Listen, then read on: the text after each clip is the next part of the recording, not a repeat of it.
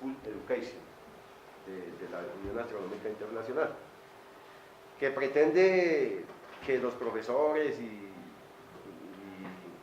personas que se desempeñen en la astronomía divulguen la astronomía a un nivel que permita un acercamiento cada vez más realístico de las personas a la astronomía, que es un área muy interesante porque después de, o sea, alguna vez alguien afirmábamos que si un país quiere medir su desarrollo debería de preguntarse cuánta astronomía hacemos y demostraremos al mundo quiénes somos.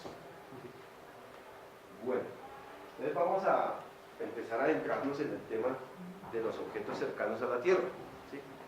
Prefiero este título porque no está atado como otros. Si bien ustedes vinieron por uno que se llama potencialmente peligrosos para la Tierra, pues realmente no me gustó mucho el título, dado que eso da lugar a la especulación y el amarillismo y todas esas cosas. Entonces hablemos de lo que son los objetos cercanos a la Tierra. ¿Qué son ese tipo de objetos?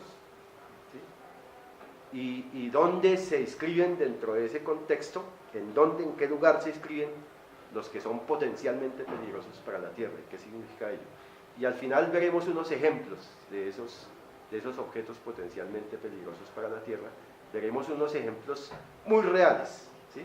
El asteroide 2012 A14 que rozó la Tierra, ¿sí? Veremos algo del evento ruso, veremos algo de un cometa que hay que estar vigilándolo permanentemente, dado su acercamiento dramático al planeta Marte. Entonces, esos son los tres ejemplos que podemos examinar. Entonces, veamos que para el año 1800 hay un panorama de aparente soledad en el sistema solar interior. ¿Sí? Hablamos del sistema solar interior puesto que los instrumentos en ese momento tenían una resolución que en aproximación permitían hacer una exploración fundamental de ese sistema solar interior, entendido el sistema solar interior como el conjunto de esos 5 o 6 primeros planetas significativos, o sea, Mercurio, el más cercano al Sol, a 0,39 unidades astronómicas, 0,4 unidades astronómicas, o sea, 15 por 4, 60, a 60 millones de kilómetros del Sol. Venus, a 0,7 unidades astronómicas, 15 por 7, aprendamos a multiplicar, 15 por 6, 90, 15 por 7, 105, aproximadamente 100 millones de kilómetros del Sol. La Tierra, a una unidad astronómica del Sol, 150 millones de kilómetros. 150 millones de kilómetros, que equivale a una unidad astronómica. Marte a 1.6, ¿sí? O sea, 16 por 16, 15 por 16, algo así como 220 millones de kilómetros de la Tierra, ¿sí? Enseguida hay una zona que ha dado lugar a mucha especulación. Se debió de haber formado un planeta, se formó pero explotó, ¿sí? Está en proceso de formación, y todas esas aseveraciones, todas esas afirmaciones se han convertido en especulaciones, porque es que esos objetos al parecer son realmente los escombros de ese proceso inicial de formación del sistema planetario, y entonces han ido evolucionando no hacia la formación, sino han ido evolucionando en el conjunto de la evolución de la dinámica del sistema solar, del sistema planetario. Y cuando hablamos en esos términos, quiero decir con ello que es una evolución dinámica, o sea que es la forma como evoluciona la manera en que se mueve el sistema solar. O sea, la forma como se mueven los planetas, cómo se mueven los asteroides, cómo se mueven los cometas, que parecería, sobre todo en el caso de los asteroides y de cometas, más de los cometas esos que dicen con excentricidad igual a 1, o sea, abiertos, que pronto no vuelvan, pareciera que eso es al libre albedrío, y resulta que eso no es tan al libre albedrío. Un cometa de esos de pronto puede ser periódico, sino que como viene por allá de esas inmensas lejanías del sistema solar, tiene una distancia de cerca de 1 año luz. Entonces, al parecer de pronto con nuestra tecnología determinamos una excentricidad 1 o mayor que 1, que posiblemente nos esté diciendo cosas que no son. Pues, tampoco se crean que lo que yo estoy diciendo acá sea la verdad. O sea, son cosas que aún no sabemos, ¿sí? Pero lo que sí es cierto es que el sistema solar, toda su dinámica y muchos otros aspectos físicos, pero me interesa hablar de ese aspecto, resaltar que la forma como se mueve el sistema planetario, la forma como se mueve en todo el conjunto de sus componentes, tiene una evolución dinámica. Claro, muy complicada de estudiar, las ecuaciones para estudiar eso es complicado. Bueno, entonces, claro, me extendí mucho en ello, pero bueno, en ese año 1800, en apariencia, soledad completa en el sistema planetario. ¿Sí? Veamos la siguiente diapositiva. Para 1850, en ese lapso se descubrieron 10 asteroides. Claro, de concluir a estas alturas de la vida, con tanta información en internet, que eran los que hoy conocemos como los más grandecitos del sistema planetario. Veamos la lista, claro, allí no tengo un láser, alguien tiene un láser. Los más grandecitos, tal vez por allí se alcanzan a ver algunos punticos verdes, la iluminación del la iluminación del videobeam no nos permite ver esos punticos que corresponden a los 10 punticos para ver dónde estaban situados. Pero bueno, aquí tenemos esa lista de esos 10 primeros asteroides. Es interesante examinarlo un poco detalladamente para ver cómo fue evolucionando esos descubrimientos en el transcurso del tiempo. ¿Sí? En el transcurso del tiempo. Entonces veamos, Ceres, claro, es uno de los más grandotes. Ceres fue descubierto por un italiano de apellido Peachy el 1 de enero de 1801. En 1802, al año siguiente, se descubrió Palas. ¿Sí? Se descubrió Palas. Juno se descubrió en 1804 y en 1807 Vesta. Astrea en 1845. Observen esta distancia grande, 1807-1845. Y de ahí en adelante, en poco tiempo, hasta llegar a 1849, en solo unos pocos años, en menos de 5 años, se descubrió Gebe, Iris, Flora, Nevis y Gigi. 10 asteroides. ¿Sí? O sea, y eso va a ser recurrente. Vamos a ver cómo se hicieron los otros descubrimientos. O sea, se va apretando el número de descubrimientos en muy poco tiempo. Y es que en nuestro tiempo, gracias a todo ese constructo, ese discurso científico de la mecánica cuántica, el perfeccionamiento de la mecánica analítica, todo eso ha permitido un desarrollo enorme, no solamente de los métodos de la física, no solamente de la forma de hacer física, sino de la tecnología inherente a ella. ¿Sí? Bueno, veamos entonces, en el año 1900 eran ya cientos de asteroides. Ya está esto lleno de punticos verdes. Podemos notar que los asteroides o esos objetos que habían sido hasta el momento desconocidos, pegados a la tecnología, empiezan a aparecer y empiezan a aparecer acumulados en una cierta región del sistema solar interior. ¿Sí? Para 1900 entonces cientos de asteroides. ¿Sí? Para el año 1950 2000 asteroides o más. Ya podemos ver aquí unos punticos rojitos, porque ya los astrónomos empezaron a pensar, ¿y estos objetos no serán peligrosos? ¿Qué tal que se nos cruce en el camino una cosa de estas? Un objeto de estos. La gente empezó a hacerse preguntas alrededor de eso y se empezó a construir eso que ya hoy es un concepto, o varios conceptos. Los Near Earth Objects, los objetos cercanos a la Tierra, ¿sí?, entre los cuales están cometas y asteroides, los asteroides potencialmente peligrosos para la Tierra, los cometas potencialmente peligrosos para la Tierra, y yo diría que falta algo más. Pienso, es una opinión, no solamente una opinión, falta algo más que no está muy lejos de que surja.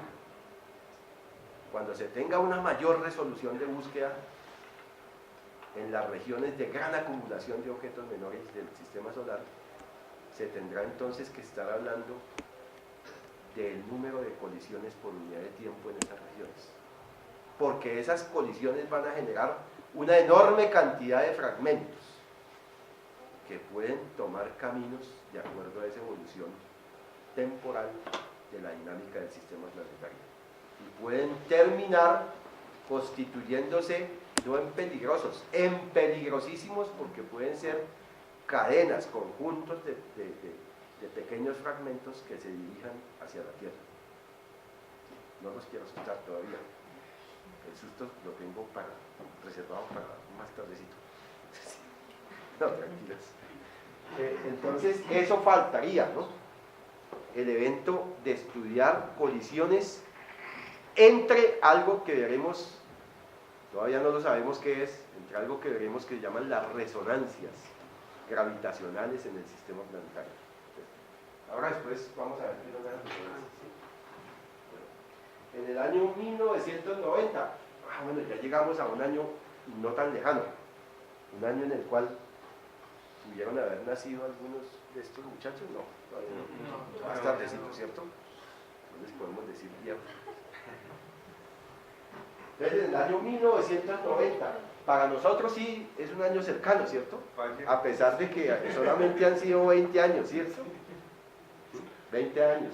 1990, 9.000 asteroides, puntos suspensivos, 9.000 o más, observen esto. Eso se puso a través de un programa de lenguaje C, ¿sí?, que lo hizo un profesor allá en Harvard con la ayuda de un estudiante de Berkeley. Y bueno, es un programa bien hechecito, pero claro, aquí está el resultado de unas gráficas y vamos a ver el resultado también de lo que hizo de las simulaciones que se pudieron haber hecho con ese programa, pero se llevaron a punto GIF a través de algo que llama el POC-RAY. Bueno, son cosas ya técnicas, pero veamos, más punticos rojitos, mucho más punticos rojitos. O sea, eso implica que la humanidad ya tenía, o mejor, la comunidad científica ya tenía un grupo, una subcomunidad preocupada por esos punticos rojos. O sea, una comunidad, un pequeño grupo en esa comunidad de astrónomos dedicados al sistema planetario que empezó a plantearse, hay que alertar a los gobiernos, hay que decirles a nuestros honorables gobernantes que dejen de gastar plata en esas armas y en esas cosas superfluas y se la dediquen más bien a cosas que pueden estar interesando en el futuro, como es prevenir una situación catastrófica en la Tierra. Entonces, en 1900, 9.000 o más, 1990, año 2000, eso sí ya está cerca, ¿cierto? ¿Quiénes nacieron alrededor del 2000? Ahora sí ya hay gente, ¿cierto? En el año 2000, miren bien, 86.374 objetos y el número de rojitos empezó a crecer. 86.374. Y ahora en agosto de 2007, ya hay casi todos los que están aquí habían nacido en esa época, ¿cierto? ¿Sí? Bueno. En el año 2007, 379.084 por conteo automático. Por conteo automático. Eso quiere decir que a estas alturas la astronomía trabaja, o sea, las grandes máquinas, como suele ser el lenguaje entre los astrónomos, las grandes máquinas implican que cuando un astrónomo dice, es que tengo que ir a la máquina, la máquina es el telescopio más el clúster de computación más toda la electrónica de relojería, ¿sí? Entonces la máquina es una cosa complicada, ¿sí?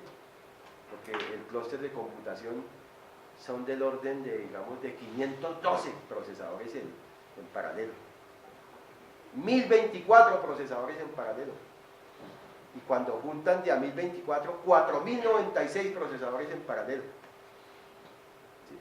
En este momento, para tratar de examinar la evolución de ese cinturón de asteroides principal, lo deseable fueran eso, 4096 procesadores en paralelo, pero como otras también lo usan, ¿sí? Los galácticos, los particuleros, los de las nebulosas planetarias, bueno, todo el mundo tiene que usar esas máquinas, entonces pegarlas juntas, pero es eso. Entonces por eso se puede decir conteo automático, porque ahora cada observatorio de esos de una vez manda un registro con toda la información física y astronómica del objeto a las diversas bases de datos de los diversos centros de investigación. Entonces queda registrado eso en todas partes. No hay lugar a que ese objeto quede confundido por allá, ¿sí? Entonces es un conteo automático, es un registro, un inventario bien hechecito, 339.084, y miren toda esa cantidad de objetos que hay ahí, ¿sí? Toda esa cantidad de objetos que hay ahí. Pero bueno, ¿y cómo hicieron los astrónomos para clasificar eso? Porque ya esa enorme cantidad, que al solamente hablar de las características orbitales, dejando de lado otras propiedades físicas, solamente hablando de las características orbitales, ya de por sí es una labor complicada clasificar eso. Sin embargo, tenemos una clasificación que es la básica que se puede presentar. ¿Por qué les digo que es la básica? Pues porque, claro, ya en el contexto de los astrónomos allá hay unas clasificaciones mucho más rigurosas, pero las que se pueden presentar para que podamos acercarnos, para que ustedes se puedan acercar al tema, es la clasificación que yo tengo acá, ¿sí? Entonces están los NECs, Near Earth Comets, los cometas cercanos a la Tierra, ¿sí? Y entonces esos ¿quiénes son? Aquellos que tienen un perihelio, denotado por un perihelio, o sea, una distancia del objeto al Sol, la mínima del objeto al Sol, la distancia más pequeñita, o sea, la que más se puede acercar, la mínima distancia, está denotada aquí por Q, y son aquellos que tienen perihelios menores que 1.3 unidades astronómicas, ¿sí? O sea, ¿cuánto? 1.3 por 150 millones de kilómetros, ¿sí? O sea, un poquito más de esos 150, ¿sí? Un poquito más de esos 150. ¿Quiénes caen ahí? Por ejemplo, el Halley. El Halley cae perfectamente ahí. ¿Por qué? Porque el Halley tiene la mínima distancia al Sol a la que se acerca cuando pasó en 1986, el 9 de febrero, a 0,58 unidades astronómicas.